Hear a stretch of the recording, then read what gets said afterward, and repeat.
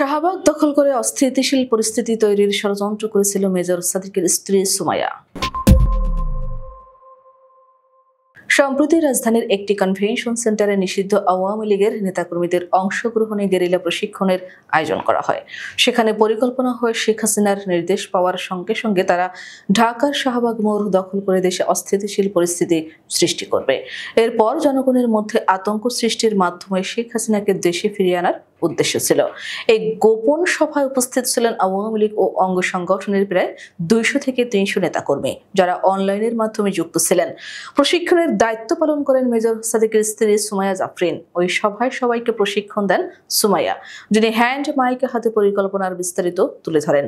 এই ঘটনা ভাটারা থানার মামলায় গ্রেপ্তার চালক ও নিষিদ্ধ ছাত্রলীগ নেতা মিলন শিকদার আদালতে দেওয়া জবানবন্দিতে এসব তথ্য জানায়। গত রোববার মিলন স্বেচ্ছায় আদালতে জবানবন্দি দেন, যেখানে তার বক্তব্য রেকর্ড করেন ঢাকা মেট্রোপলিটন ম্যাজিস্ট্রেট মিনহাজুর রহমান। পরে তাকে কারাগারে পাঠানো হয়।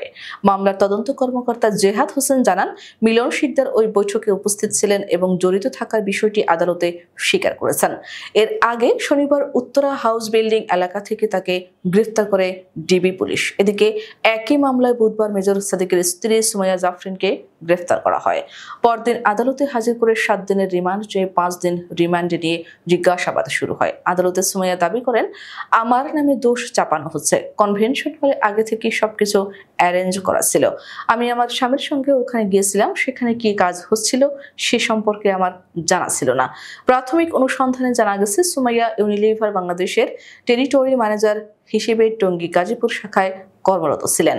এছাড়া তিনি ও তার স্বামী মেজর সাদিকুল হক পূর্বাঞ্চলে সিসেল রিসোর্টের কাটাবন রেস্টুরেন্ট এবং মিরপুর ডিওএসএস এলাকায় একাধিকবার গোপন বৈঠক করেছেন।